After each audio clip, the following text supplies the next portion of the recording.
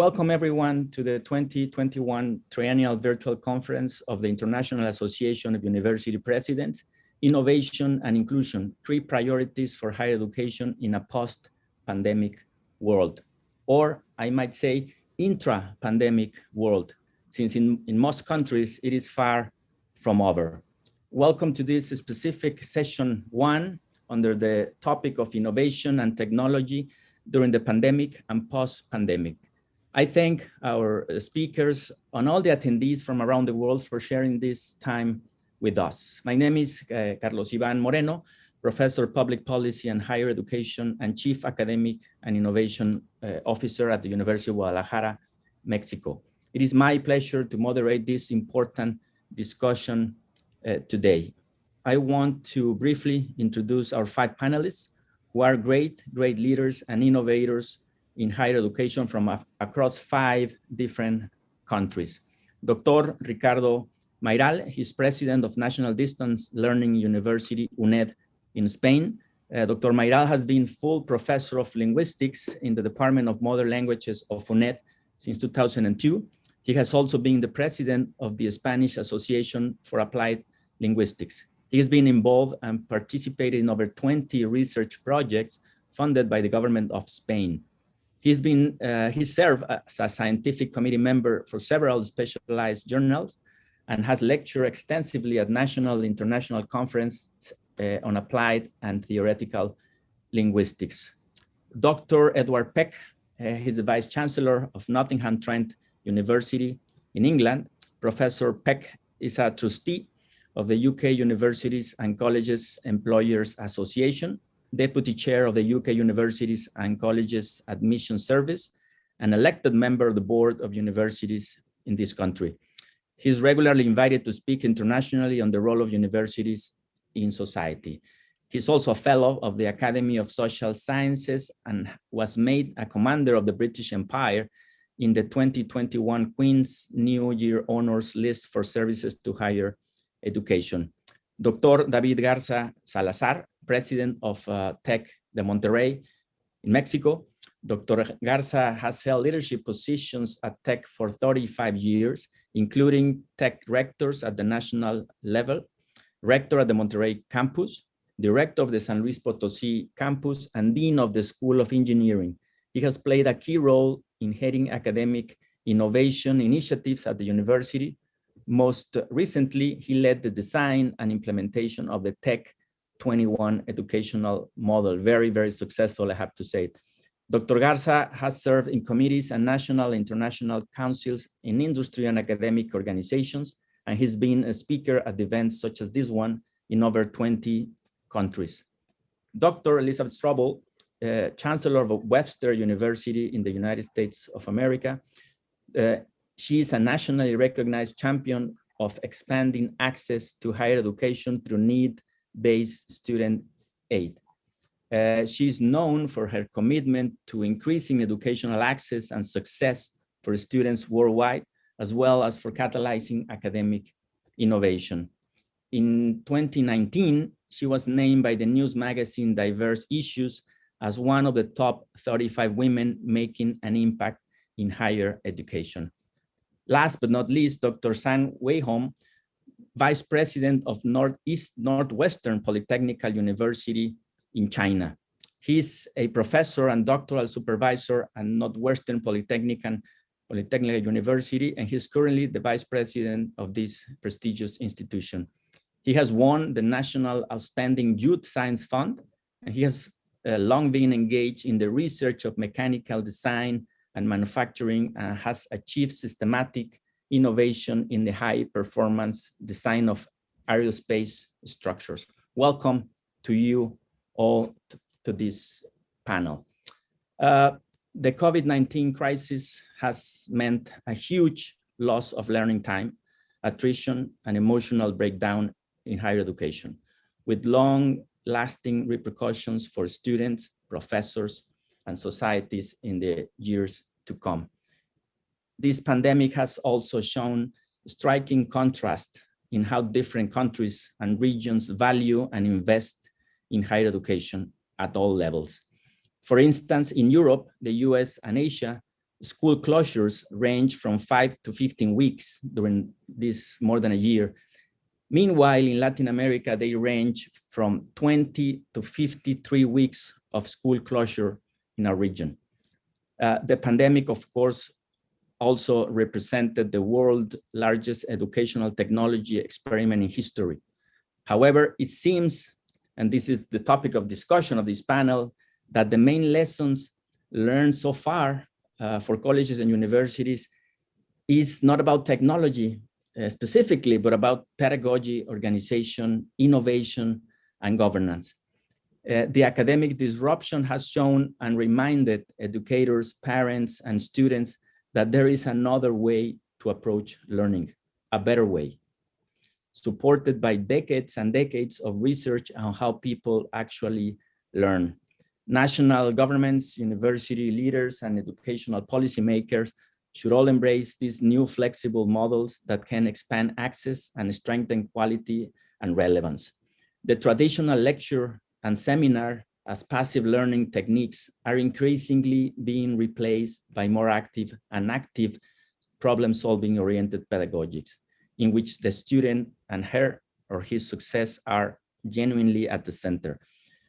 What before the pandemic was an ideal, it is now an urgent obligation that our colleges and universities rapidly advance towards omnichannel, modular, flexible, and long life learning strategies. The classroom and the lab, being digital or face-to-face, have to be the place not to receive knowledge in a passive way, but to interact, to solve problems, work in teams, challenge assumptions, and to build learning collectively. Finally, technology is at the center of this process, of course, but real transformation is mostly about new pedagogies, new incentives, new organizational structures, and new governance. With this, what is the experience of your institutions? What can we learn from your innovative universities? What are the main challenges that you see in this complex and transformation environment? Let's listen to our first panelist, Dr. Ricardo Mayral, for up to 8 minutes, please, Dr. Mayral. Thank you very much. The floor is yours. Very much. Let me just share my my presentation.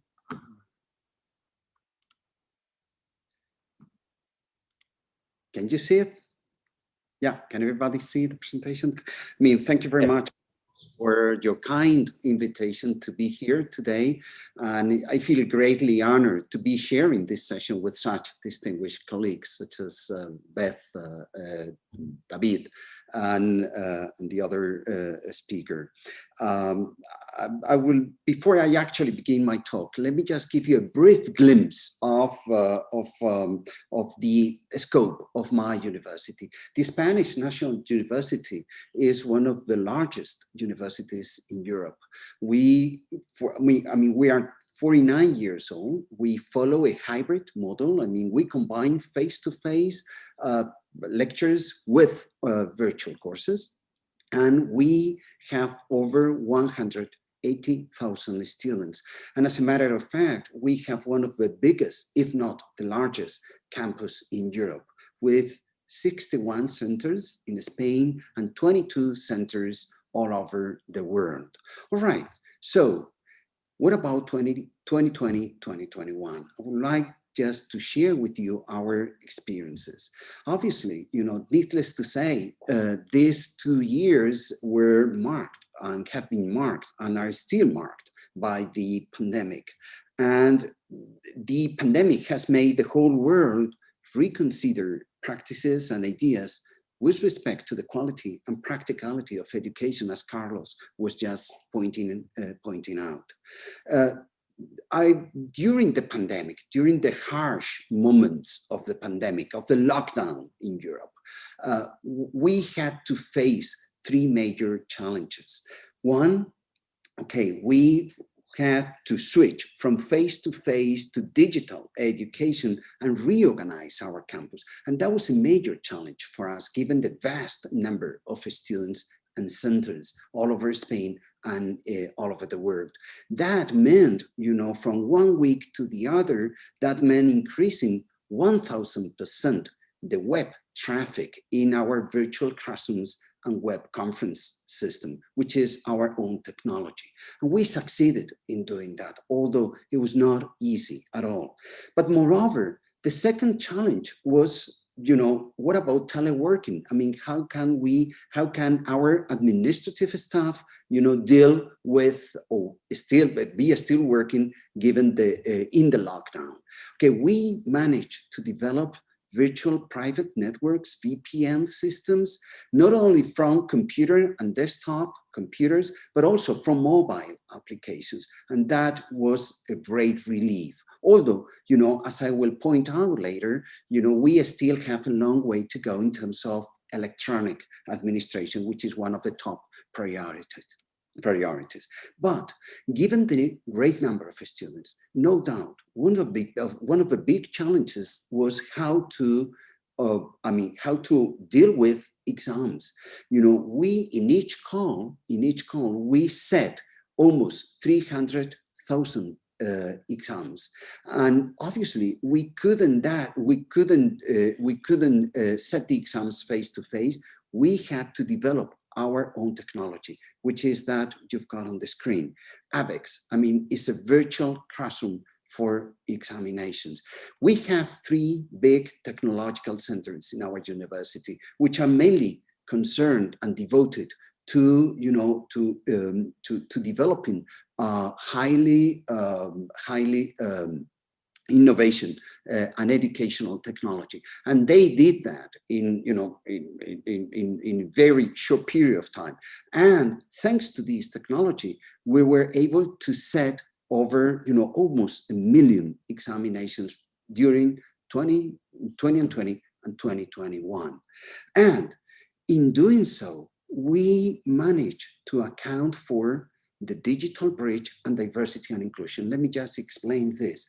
Some of our students live in rural areas with limited access to internet connection. So we had to think of possible solutions for these students. And we did that, and moreover, we have a large number of disabled students. We've got a very prestigious program targeted and directed to disabled students, and some of them could not deal with an online examination application. So we developed UNED 100% with the aim that no student was left behind. And that was, I really feel proud about that. And we managed and we succeeded in just giving response to all our students. But what about the post-pandemic? If we can call it post-pandemic, because we are still living in the pandemic, what are we doing now? What are we facing now? Okay, our university with such a big campus, with so many students, technology is one of the top priorities. As I said, we've got 3 technological centers, and we are just working on a very ambitious technological transformation plan based on the role of artificial intelligence. Artificial intelligence is here to stay. People who embrace it will be ahead of those that do not. And we are just working towards, because I would really like my university to become a more intelligent university, in the sense that we make use of artificial intelligence. All right, we are just developing a very ambitious, as I said, transformational and digital transformational plan. I will just give you a glimpse of some of the major projects that we are just targeting.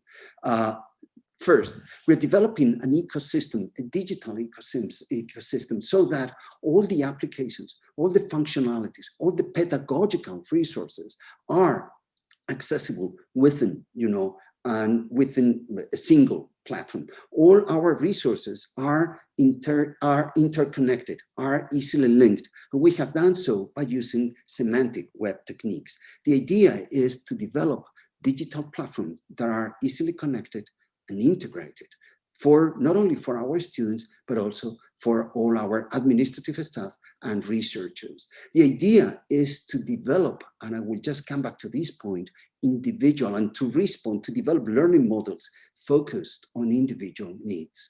So digital ecosystem, that's the first step. Second, data analytics and personal learning models. Evidently, in such a big university, we generate millions and millions of data. Why not make an intelligent use of these data? And we have been working on data analytics. We have succeeded in linking, using semantic web technologies.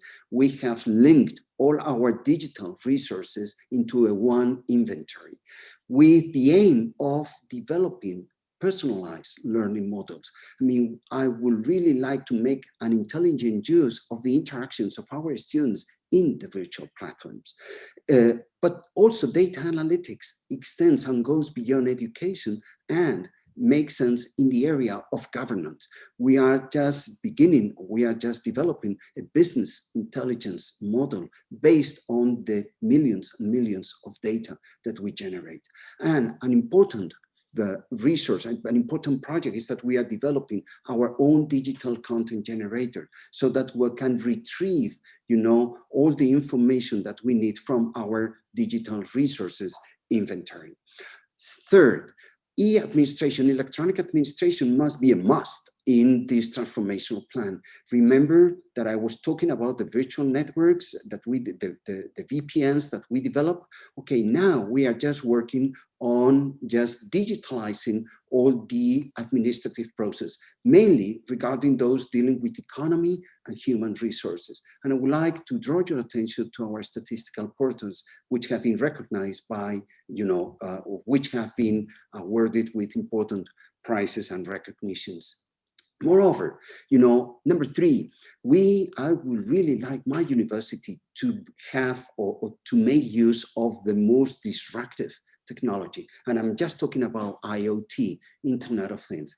What are we doing? Okay, I want my university to be sensitive to climate change, and I want the buildings and the infrastructures to be smarter too. So we have installed sensors that monitor not only CO2, but also presence, humidity, and even the smoke, so that we can not only preserve better our infrastructure, our buildings, but also we can avoid catastrophes. So we have just taken the first steps towards these IoT technologies. But talking about disruptive technologies, we have begun, a project dealing with blockchain based, and we have developed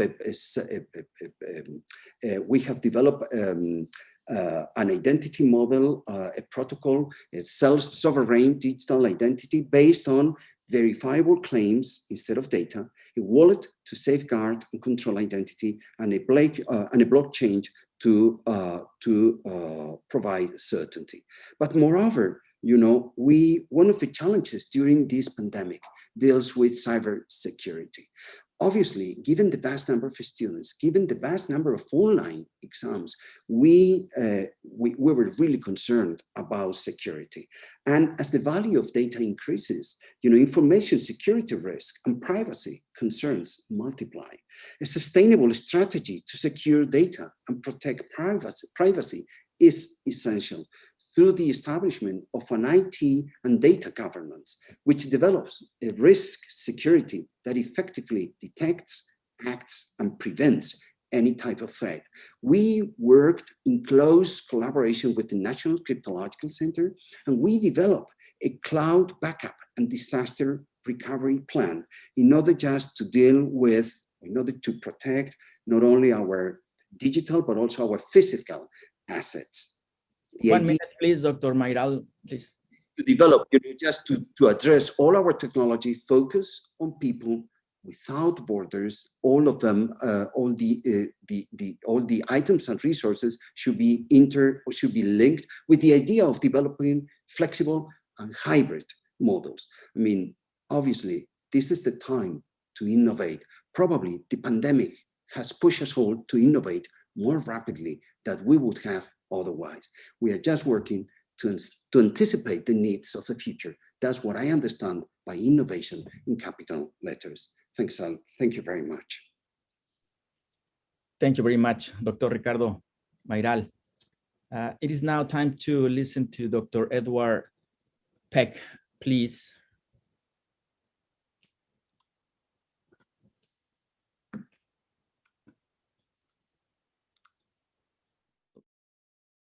Hello, and greetings from the UK. My name is Professor Edward Peck, and I'm Vice-Chancellor and President of Nottingham Trent University. I am sorry we cannot all be together in person, and my apologies that I'm unable to join you live online at this important event. I'm very grateful to IAUP and SETI's President, Dr. Fernando Leon Garcia, for inviting me to speak on the topic of innovation and technology during the pandemic and post-pandemic, and allowing me to pre-record my thoughts. My starting point is simple. In the future, innovation technology must serve the ambitions of the institutions and the aspirations of students, staff and stakeholders as they have done in the past. Being clearer about these ambitions and aspirations is the fundamental first step. NTU strategy goes with the title of University Reimagined. It consists of 6 themes expressed in 12 words. The whole thing is less than 1,000 words long.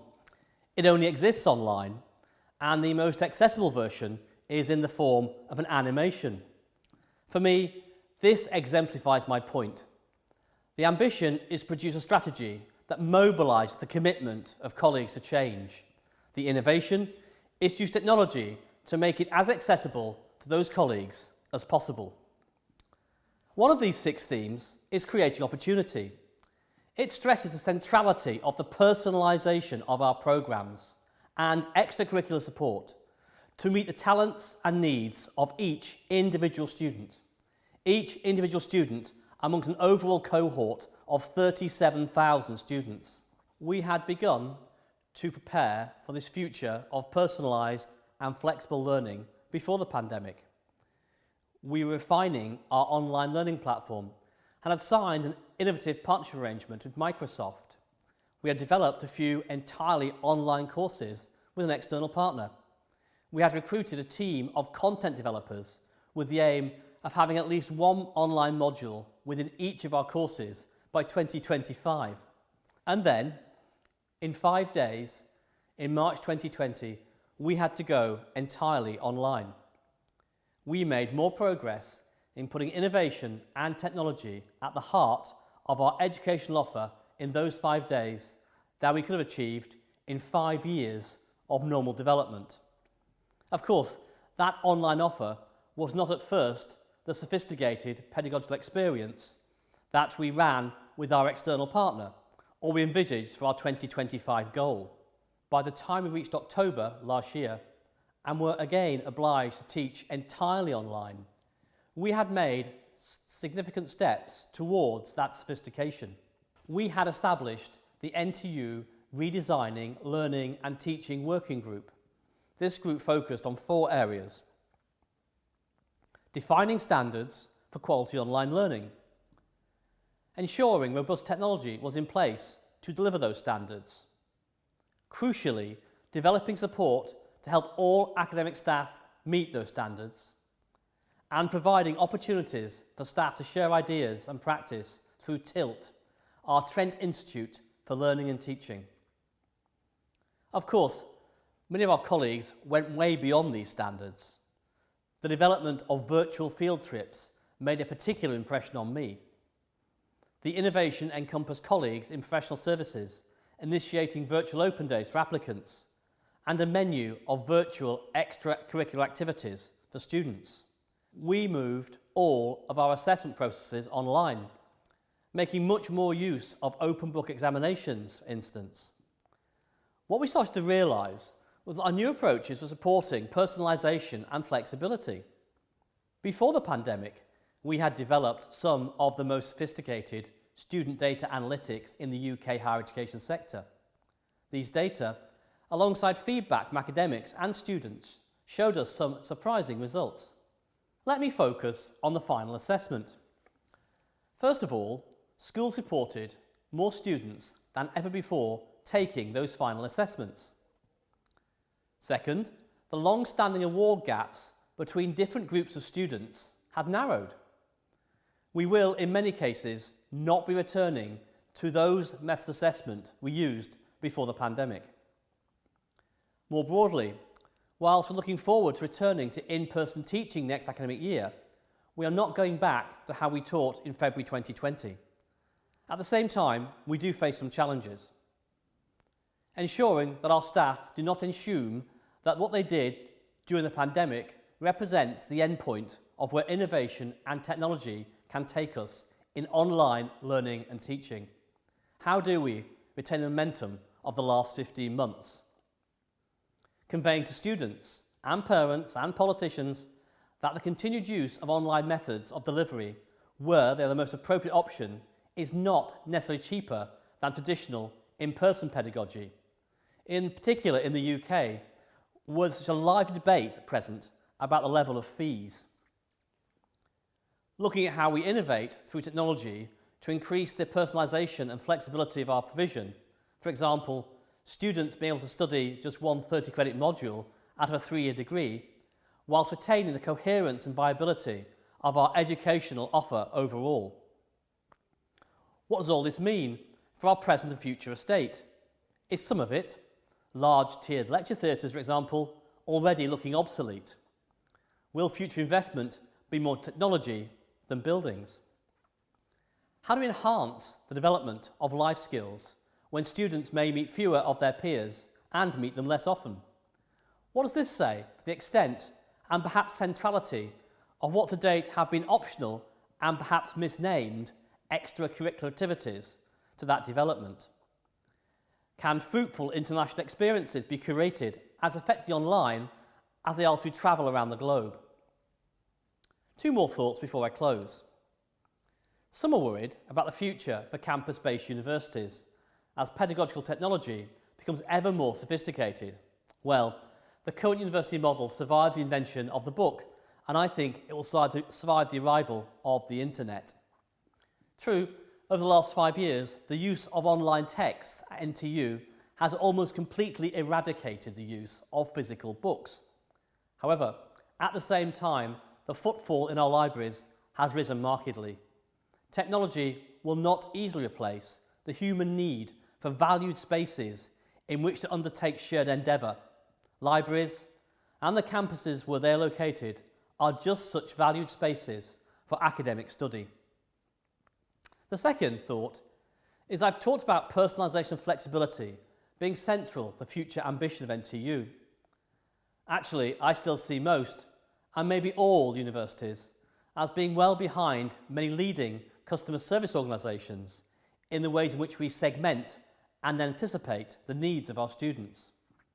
At NTU, we have just embarked on a new project which seeks to map our students' emotional journey through our university and asked ourselves, what would it look like if we designed our academic and student support programmes completely around the needs of our students rather than around the requirements of our institution?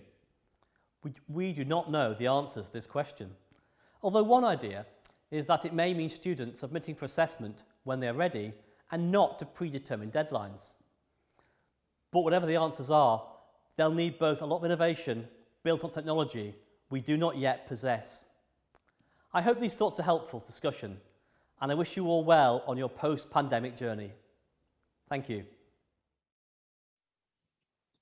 Thank you very much, Dr. Peck. It is now the floor to listen to Dr. David Garza from Tec de Monterrey. Welcome, David, again, and the floor is yours. Thank you very much. It's a pleasure to be here with all of you at IAUP in this conference. Thank you for the invitation. Very briefly, just a few words about Tec de Monterrey. Tec de Monterrey is a private nonprofit university system with a presence in 29 cities in Mexico. We have a student population of roughly 65,000 students at the university level, but we also run senior high schools with another 30,000 plus students. So we exceed 90,000 students in terms of the students that we serve. Some key characteristics of Tec de Monterrey have been associated with innovation in education, entrepreneurship, internationalization, and academic excellence. Regarding the use of technology in education, we consider ourselves early adopters. Just to give you an idea, so we've been doing distance learning since the late 80s.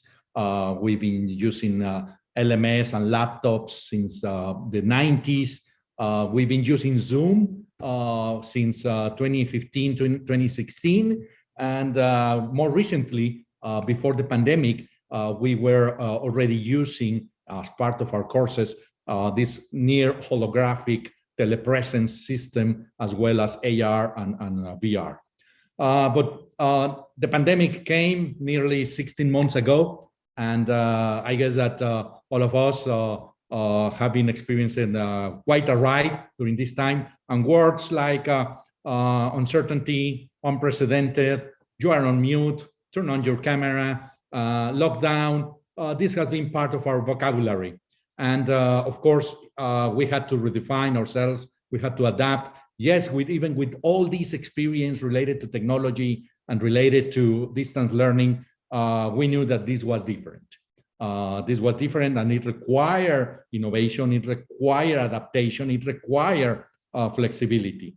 And just to also put it in perspective, I mean, if we look back to the previous pandemic, 100 years ago, there were 2 billion people in the world. Currently, we have over 7.5 billion. The previous pandemic left 50 million people dead. Currently, the pandemic, there are about 4 million, so we are handling that better. But something interesting, 100 years ago, there were less than 2 million of higher education students. And now we have over 250 university level higher education students. So yes, there have been things that are much better right now, but there have been more challenges. And one of those challenges is with us in the higher education sectors. I think that we as universities, and we have been characterized by the leadership of the 3 R's. We've been resourceful, resilient, and responsive to this situation. Regarding some examples associated to the innovation aspects and also the use of technology, of course, we had, as all of us, keep in mind the continuity of our operations related to our educational mission, related to our research mission, and related also to our community engagement outreach mission. Related to our educational mission, just to give you an idea, we have been delivering over 2 million sessions so far. But something that we found very early was that it was not enough just to try to do the continuity of the courses. We had to try to do the continuity of the university experience for the students. So we realized that we had to take all those things that they used to have in a campus experience, like student life, sports, artistic, leadership groups, how we can provide that also at a distance. So we created a program for that. We call it Life at Home, Leadership and Educational Formation at Home. The other aspect that we also realized was that mental health was an important issue. So we set and created some resources to support our students, our staff related to this.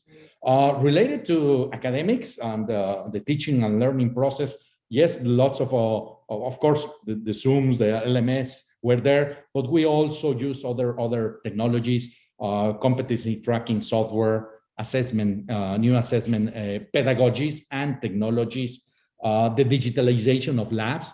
2 types of digitalization, the simulation, but also the remote operation of physical devices, adaptive learning, team collaboration, the virtual worlds, augmented reality at home, and the use of blockchain. And of course, we also, as part of this transformation of the experience, we also had to transform many events. Like graduation ceremonies had to be different, but we had to be creative in terms of how can be that special moment for the students.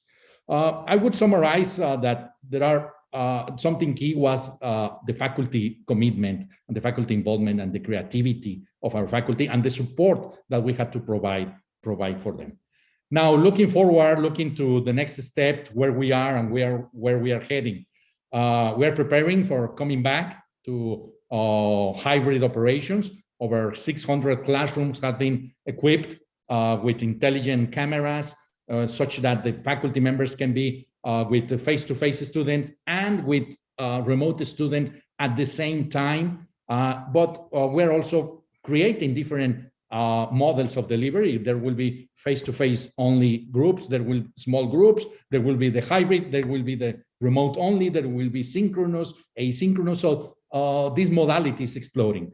Of course, the campus, as all the campuses are being adapted in terms of filters and also use of technology for contact tracing and for monitoring the situation of the virus. But regarding the post-pandemic, the way that I see it is that before the pandemic, we had already a disruption coming in, and that disruption was the coming up of AI, automation, the fourth industrial revolution. Then we have the pandemic, and there are like two storms that clashes and create a bigger storm. So here I would say that there is the BC, the before COVID, and the AC, that after the situation of after COVID. And of course, we are in DC during COVID at this moment. And there are many changes that this pandemic is causing in society: the remote economy, the green economy, the care economy, changes with our students, the gaps that this is creating, not just learning gaps, but also socio-emotional gaps. How, just to give you an idea, we receive students from 500 different high schools. How are they going to be different from the traditional students that we used to receive every year as freshman generation? What are their expectations? What are their ambitions, their values, and many aspects that have changed and that we need to adapt to that. And we see also that the new technologies, adaptive learning, learning analytics, telepresence systems, all these we are planning to include it even more decisively as part of our education. I will, in the remaining 2 minutes, I want to share with you that the way that I see it is that we are going to be transitioning, and the higher education will be transitioning from university to multi-diversity. And let me tell you what I mean by this concept of multi-diversity. I think that our teaching and learning process will be multimodal, not just face-to-face, but in many modalities. There will be multi-stages, not just one immersion for 4 years, but you will come and go perhaps at different moments. The 4 years immersion will continue to be there, but now there is this opportunity because we can reach out even more audiences, not just the traditional learners. Will be multidimensional, not just focusing on the intellectual aspect, but also in other aspects as the well-being. I think that this is becoming very important. More multidisciplinary. I think that it will be multi-institutional. I think that now we have found that, well, it's easier to have a collaboration and to have faculty from other universities interacting with my students, and my students not just register and taking courses from my university, even from universities around the world. And I think that will be also multi-organizational, not just university, but university companies, university organizations for the type of experiences that we're going to be looking for. But one key element that I see is that the opportunities that we have in the post-pandemic are definitely driven by high technologies, learning analytics, AI. I think that AR, the immersive technologies, I think that one deficiency that we have in this pandemic was the immersive experience was not that good. It was two-dimensional, looking at one plane. But the other aspect is the high touch. So this high tech, high touch is what we need to have in mind. Thank you very much. Thank you very much, Dr. David Garza, for your presentation and your thoughts. Dr. Elizabeth Strobel, it's your turn. Thank you very much. The floor is yours. Thank you.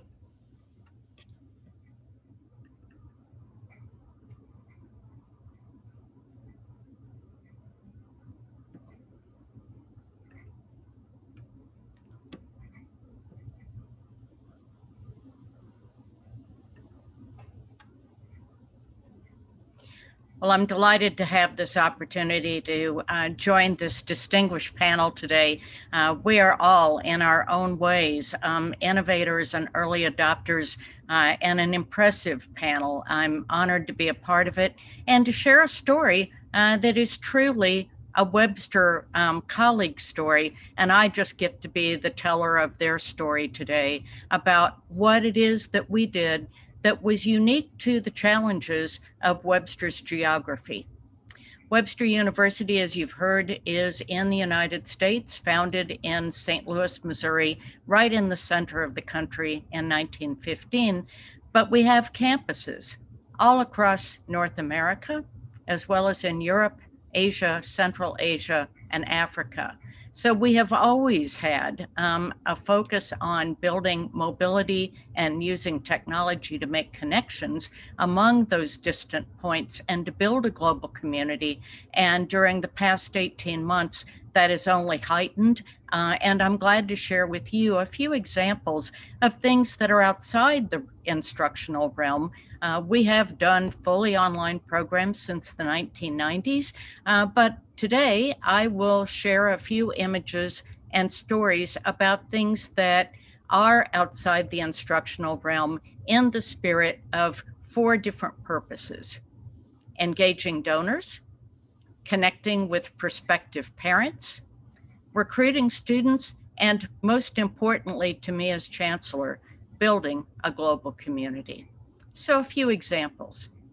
We had never before the pandemic engaged in online fundraising that wasn't predicated on one-on-one encounters over meals with donors.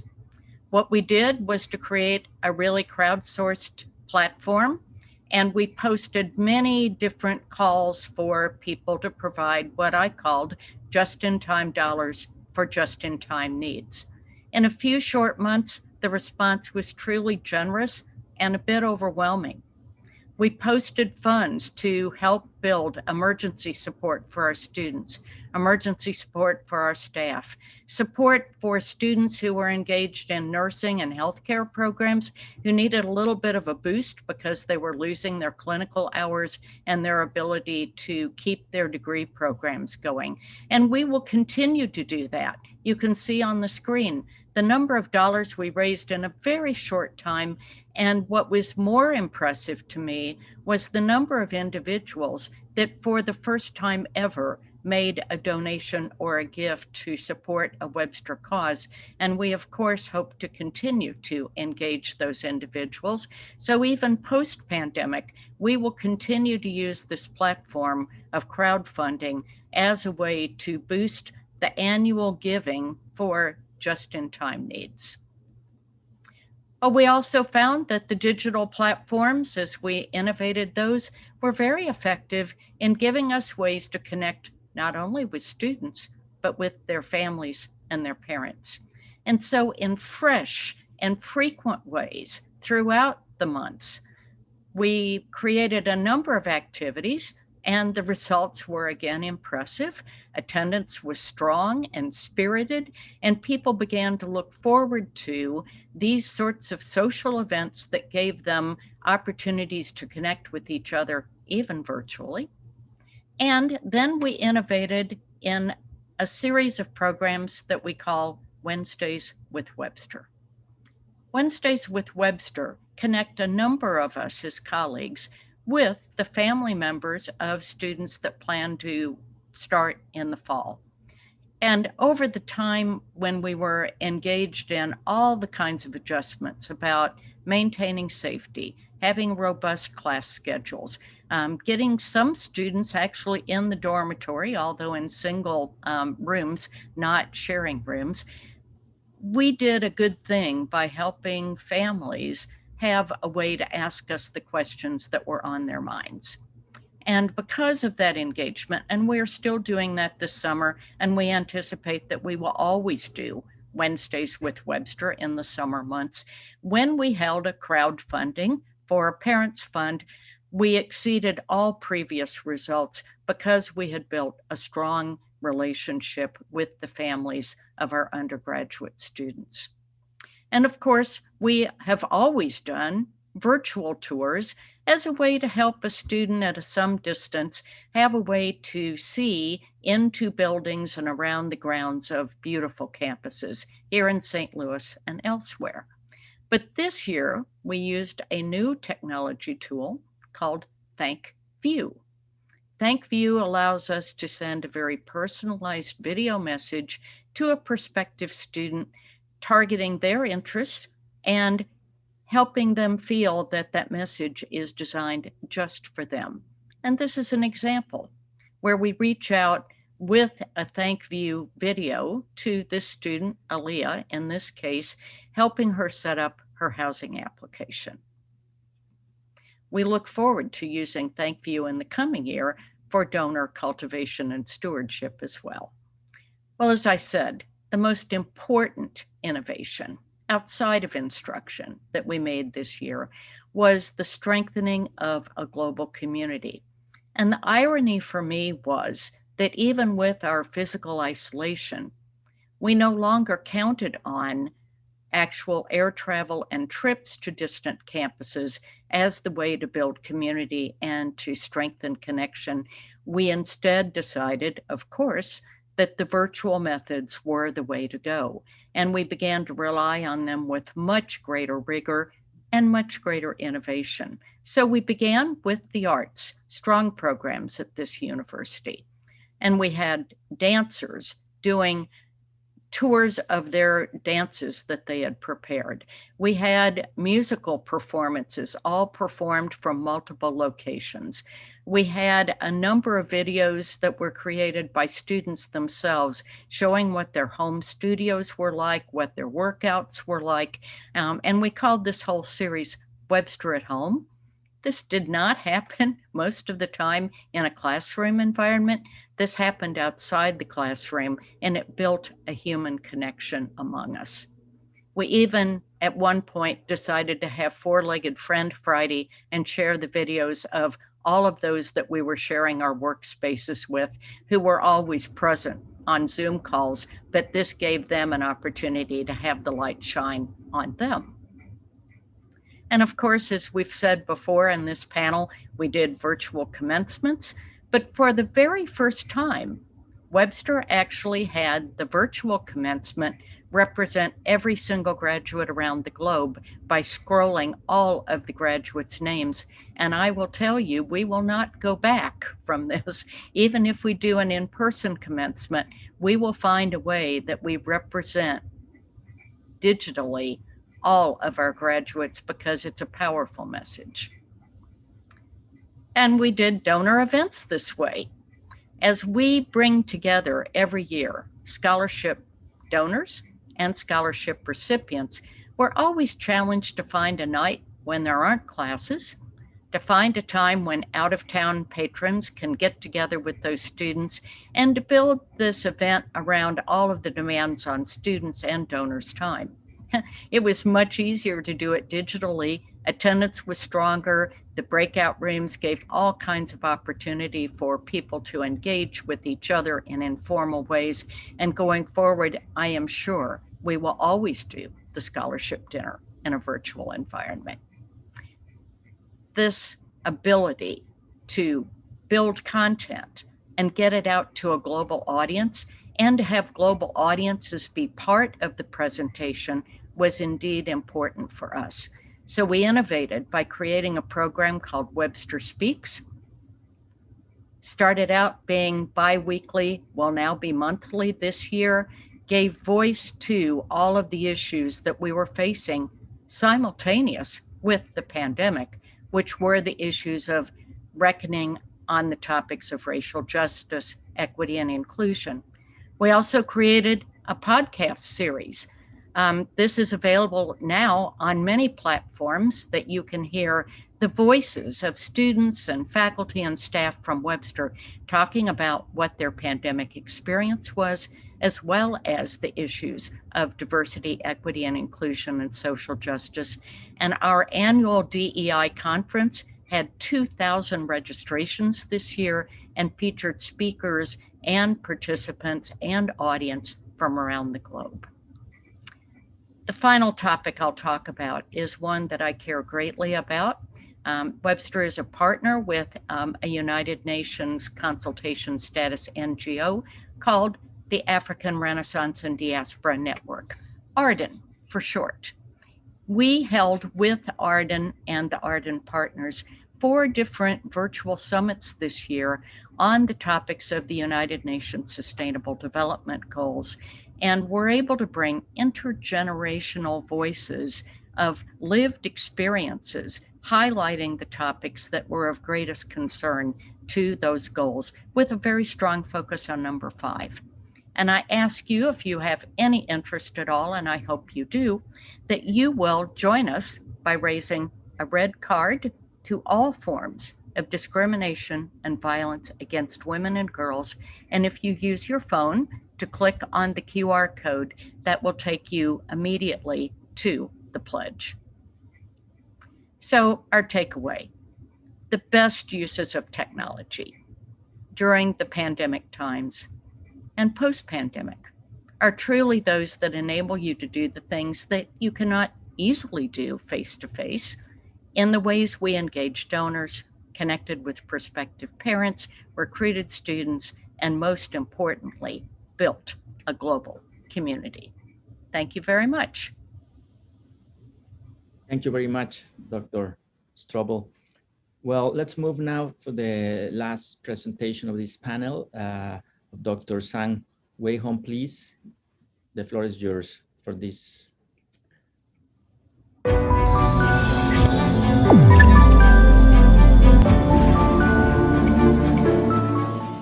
Dear Dr. Fernando Leon Garcia, Chairman of the International Association of University Presidents, and distinguished guests, greetings from Xi'an.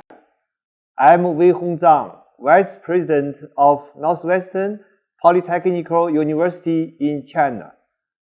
Glad to join the 2021 online conference of International Association of University Presidents.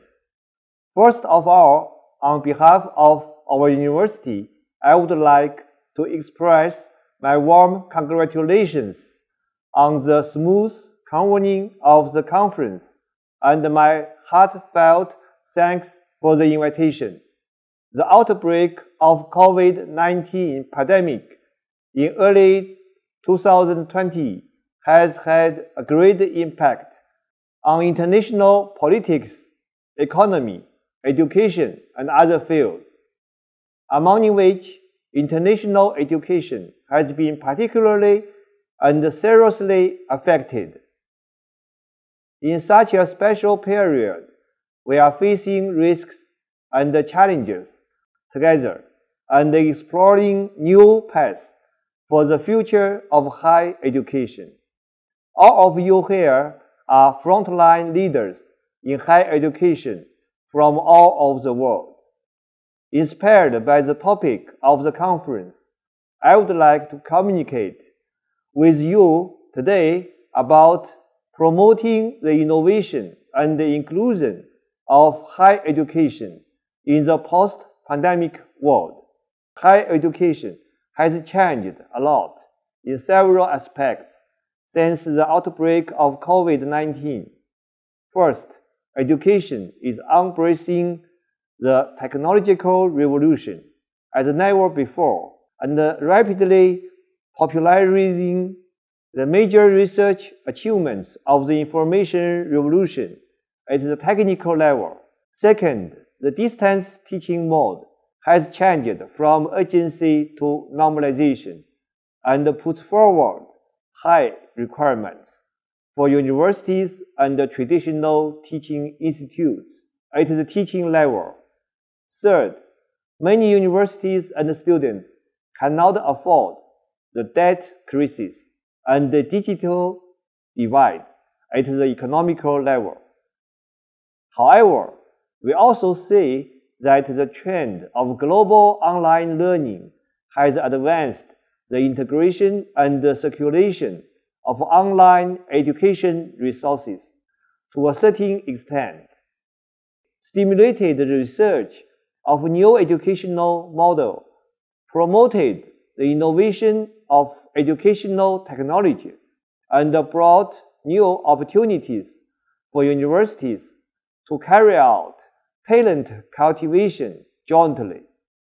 Science and technology exchange and people-to-people exchange will be the key words for the development of global higher education in the future. The post-pandemic era is full of challenges and uncertainties. The internet, artificial intelligence, e-commerce, new energy vehicles, and other fields have developed by leaps and bounds, and the employee of the Internet Things has emerged.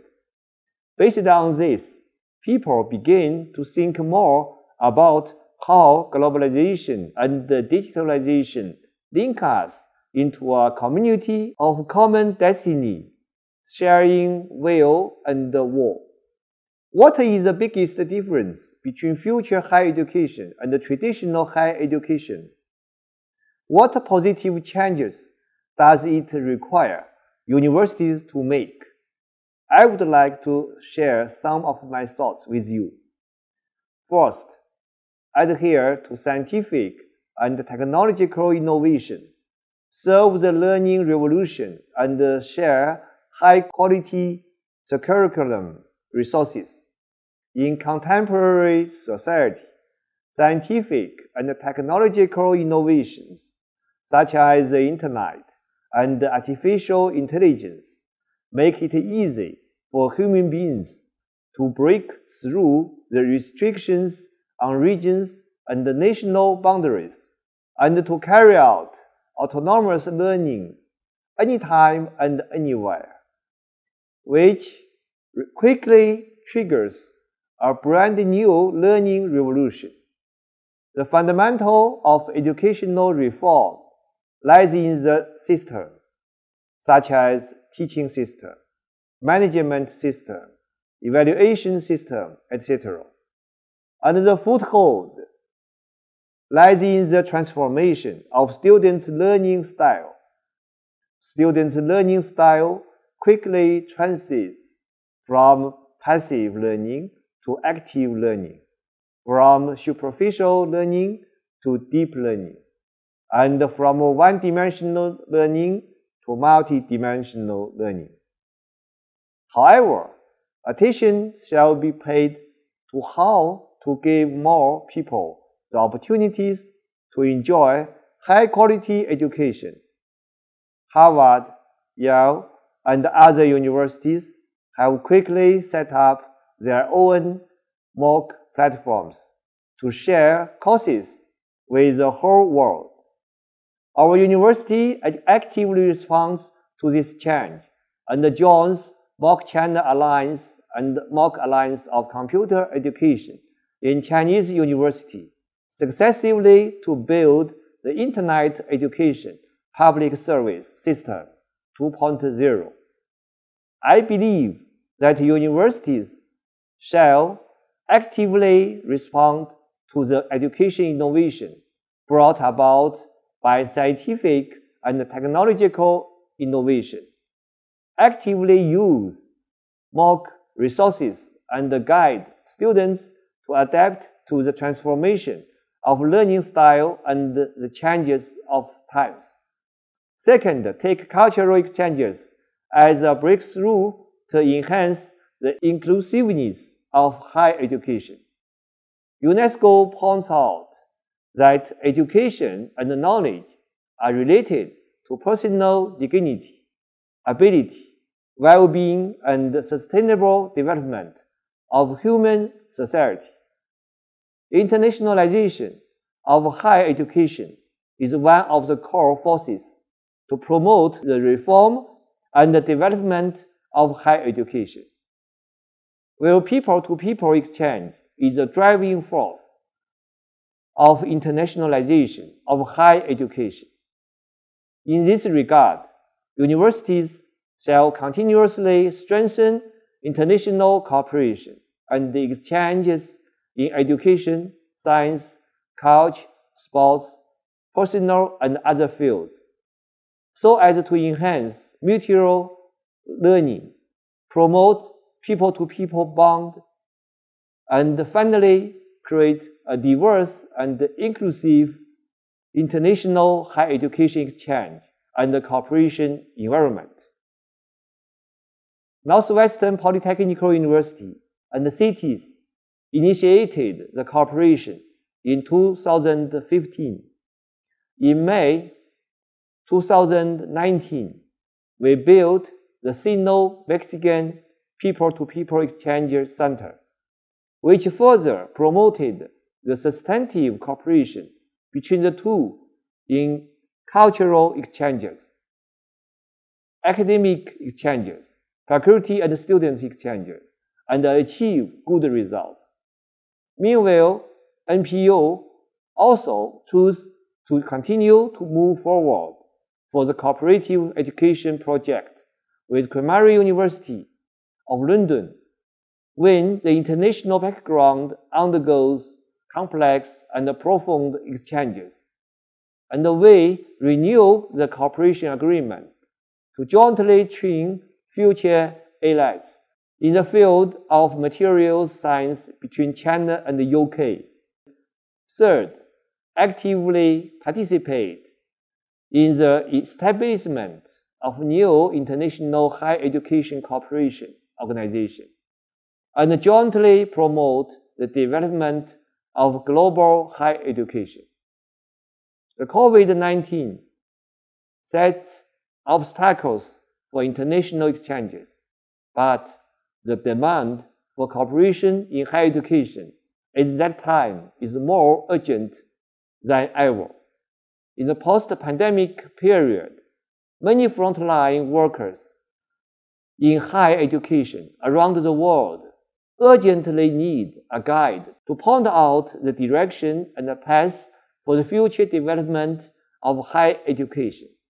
An international higher education cooperation organization with wide international recognition and participation can exert certain influence in the exploration of school-running ideas and models, the settlement of educational disputes, and the guidance of development direction, and can also play a positive role in sharing educational ideas, experience, and resources of various countries, and promoting educational reform and the development of various countries.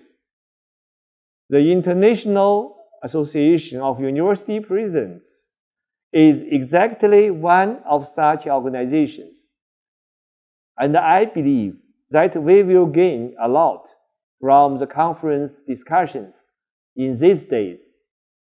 In the post-pandemic era, universities shall fully adapt to the change of the international situation, carry forward the concept of global governance and mutual learning among civilizations, create an atmosphere of world interconnection, openness, and inclusion, actively establish a new platform for international exchanges, and build a new space for higher education cooperation.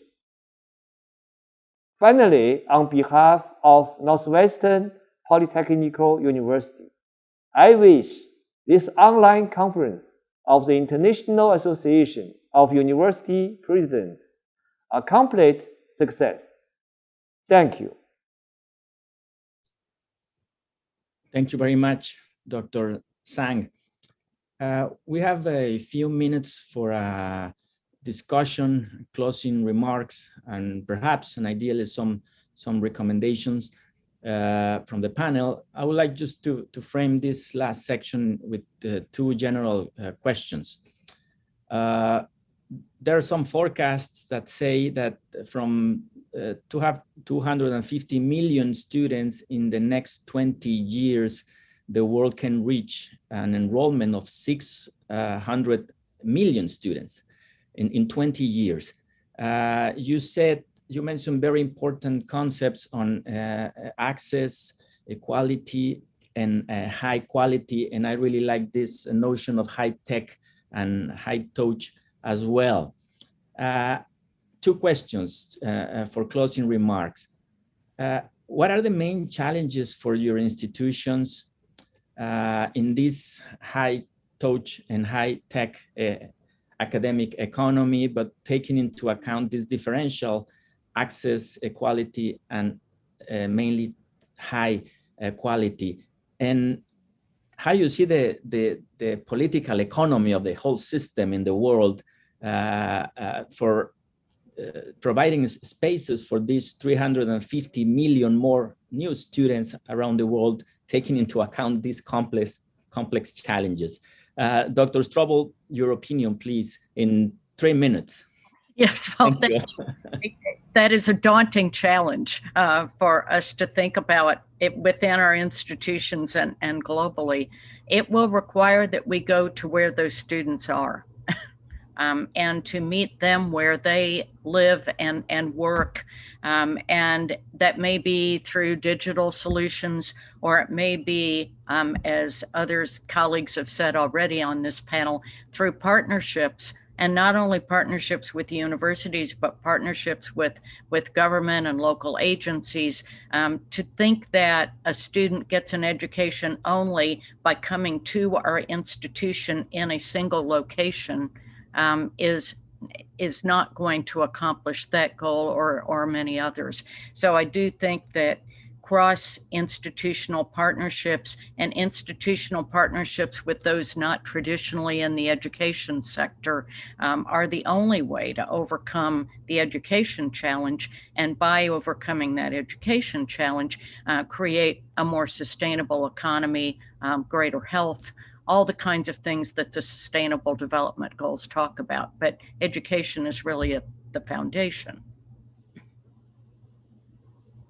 Thank you very much, Dr. Strobel. Dr. Garza, your comments and final thoughts, please. Sure, yes, an interesting question and topic. And I think that a region like Latin America has been affected by the pandemic, has been highlighted in previous conference in an important way. The economic recovery on top of the traditional challenges that we have, poverty, the competitiveness and so on. So the challenges for us, for universities, and talking from by ourselves, I think that it has to do with two aspects, I would say. One, try not to imitate what we've been doing, to try to go to these new challenges that we have. Try not to imitate the pedagogical model, try not to imitate the operational model that we have, because I think that this will require different models to actually have that opportunity to reach out other audiences with high and good quality. And the second challenge, I would say, it has to do with what I call the open the box. And what I mean by this is that sometimes I see that we universities are like a black box, that we receive students, then many things happen inside that black box, and then they come out with a diploma. So I think that this is a time where the box has to be open, and those synergies and partnerships that Beth was talking about need to be leveraged. So I would say that those are the challenges. Well, thank you very much. I'm very impressed. Under 3 minutes, and you were able to present these very important reflections and comments and final remarks. Well, with this, we close this session 1, Innovation and Technology during the Pandemic and Post-Pandemic. Thank you very much to all our panelists, extraordinary presentations, reflections, and proposals. Thank you all to our speakers and all the attendees from all over the world. Thank you very much, and please continue with this conference, very important on the future of higher education. Thank you. Goodbye. Bye-bye. Thank you.